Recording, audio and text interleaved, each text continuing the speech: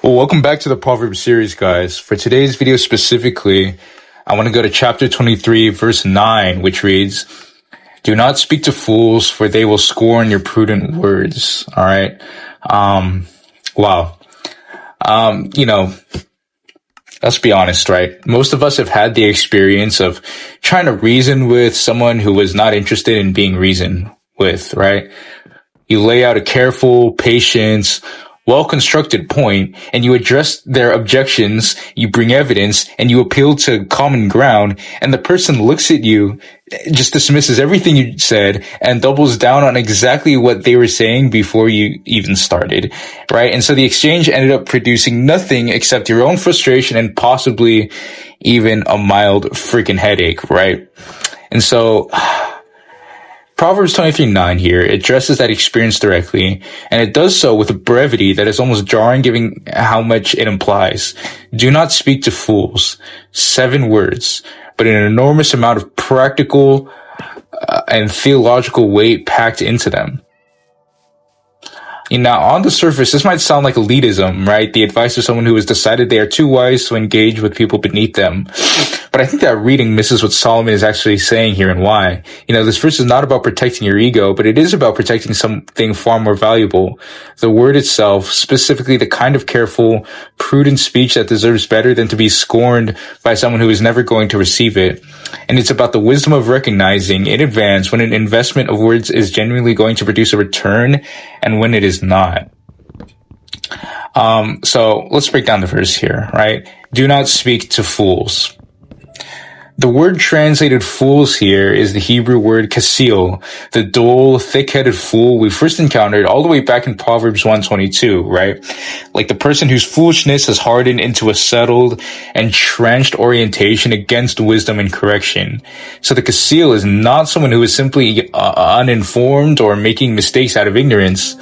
They are someone whose resistance to wisdom has become a defining characteristic of who they are. And we established earlier in the series that the kasil has developed not just indifference to wisdom, but active contempt for it. The command "do not speak" is where I think the verse immediately invites pushback because it sounds categorically absolute, right? Do not speak to fools ever about anything. Like, is that what it's saying? But look, that cannot be right because the same book of Proverbs contains counsel about how to give and receive correction, how to speak truthfully in different situations or in difficult situations, and how to engage with people who are wrong. And so Proverbs is not a book that counsels universal silence in the face of foolishness. And I think this is where the second half of the verse becomes the essential clarifying context for the first. And reading these two halves together is the key to understanding what Solomon is actually commanding here. The command is not a blanket prohibition against all speech directed at foolish people. And again, how do you even quantify foolish people, right? I'm probably I'm not as smart as my friends and my family members. So I'm probably a foolish person myself. So how do you even quantify that? But this is what it is, right? It's a specific prohibition against a specific kind of speech, namely the kind described in the second half of the verse: prudent, insightful, careful words offered with the expectation that they will be genuinely revealed and engaged with. The do not speak part is better understood as do not waste your best words, your careful reasoning, your patient wisdom on someone whose posture guarantees they will scorn it. Right? And I know now that I'm thinking about this, I know that takes a great deal of discernment, right? Because obviously we as Christians, we want to not show favoritism, right? We want to not be partial in whom we engage with, right? There's a New Testament passage, actually, I can't remember it right now, but maybe it was Romans 12, I think. I don't know, but the author was saying, do not be afraid do not be ashamed to engage with the lowly. In fact, it says to not be afraid to engage with people in lower position. So we understand that, but so for context, right? Proverbs 26, 4-5. We'll look at that chapter in a couple videos, but it actually sits in deliberate tension with this verse, and I think it's worth reading directly alongside it. It says, "Answer not a fool according to his folly, lest you be like him yourself, Answer a fool according to his folly, lest he be wise in his own eyes. And so the consecutive placement of those two apparently contradictory commands is not an editorial error, but it is a recognition that the situation itself determines the response. Sometimes you answer a fool to prevent their unchallenged foolishness from spreading. Sometimes you do not answer to avoid becoming entangled in a dynamic that only produces more of the same. And so wisdom is the capacity to discern which situation you're actually in. And I think Proverbs 23:9, what we're looking at here, addresses one of those specific situations, right? The one where the fool's contempt for prudent words is already established and the speaking would genuinely be wasted. So I think that was some good clarification for us as we sort of read this verse and we think about what it is saying contextually. But now I want to move on to the part of the verse that says, for they will scorn your prudent words. Because the second half gives us the reason behind the command, and I think it's more specific than a general statement about fools being unreceptive. The word scorn here is a strong word for contempt, mockery, and active dismissal, right? It's not the passive indifference of someone who did not quite hear or understand what was said. It is the active, deliberate rejection of what was offered. The kasil does not just fail to benefit from prudent words, right? They hold these words in contempt. Prudent words, sekel, describes insight, good sense, and wisdom expressed in speech. This is not casual conversation or surface level exchange.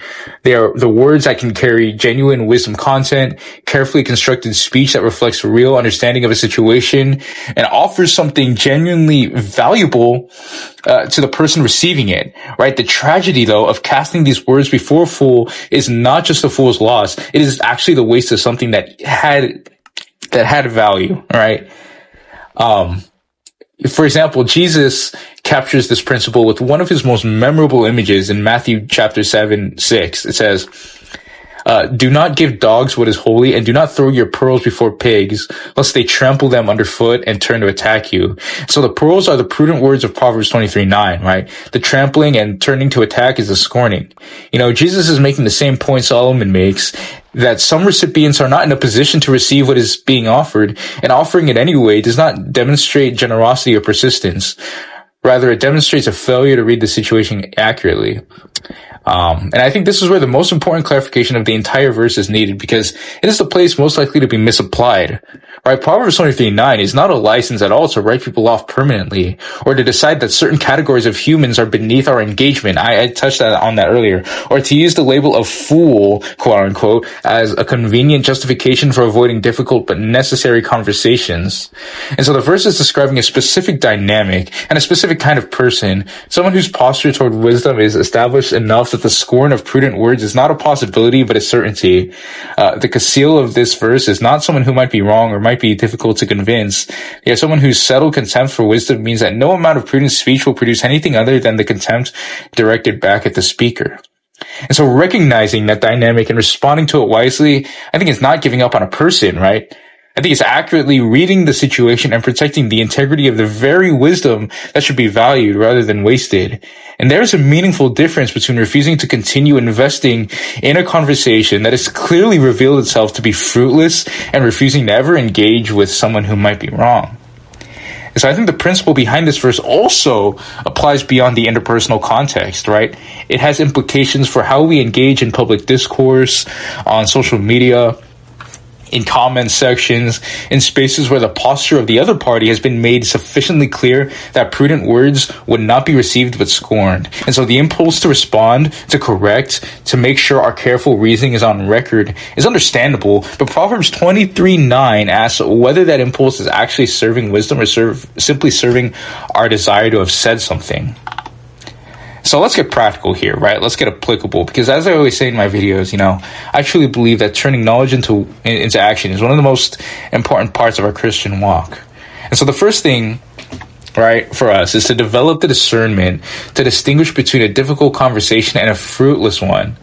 I think the most practically important skill this verse develops is the ability to read the difference between someone who is genuinely resistant to a specific idea, which can often be addressed through patient and different engagement, and someone whose posture towards wisdom itself is the settled contempt of the kasil, right? Not everyone who disagrees with us is a fool, Not every difficult conversation is fruitless.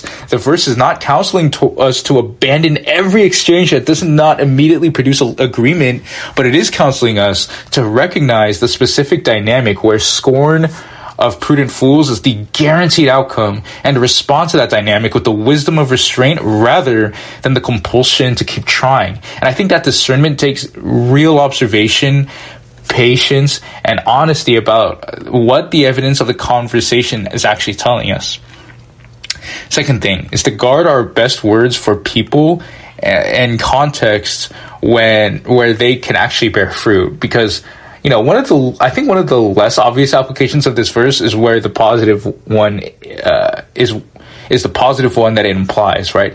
If prudent words should not be cast before people who will scorn them, I think that implies those words have real value that deserves to be protected. But the practical question is not only where not to invest our most careful, wisdom-laden speech, but where to invest it. Right? The person who is genuinely seeking, who's open to correction, who has demonstrated the posture of the wise rather than the posture of the Kasil, is the person whose conversation deserves our most careful engagement. Being selective about where we invest our best words is not stinginess, but it is stewardship of something that is valuable. The same stewardship that Proverbs consistently applies to wisdom itself. And then the third thing is to release the compulsion to always have the last word with someone who is committed to scorning. Right? Perhaps the most personally liberating application of Proverbs 23:9 is the permission it grants to stop. The compulsion to keep engaging, to keep trying to make a fool understand, to keep offering prudent words in the hope that this time they will land directly, is one of the more exhausting patterns wisdom literature asks us to examine. There is a real cost to continuing to speak when the scorn is established. It costs us energy, emotional resources, and the genuine goodness of the words we are investing. Right? Recognizing that the scorn is not a problem we can solve with more or better prudent words is not defeat. It is accurate reading of a situation that wisdom responds to with restraint rather than escalating investment. Sometimes the wisest thing we could say is nothing at all. So let me just give a closing thought here, right? Proverbs 23:9, I think, is one of the most practically merciful verses in the book, even though it does not immediately sound that way, right? It is merciful to those who grant permission to stop pouring energy into a dynamic that was never going to produce what they were hoping for. And it is, in its own way, merciful towards the fool, even, because the scorn they direct at prudent words does not have to be endlessly received and responded to. The conversation can simply end. And so, look, wisdom knows when to speak, and it also knows when to be still. The prudent words we have been given are valuable, and they deserve better than scorn. And sometimes the wisest thing we could do with them is hold them close until we find someone who will actually receive what they offer.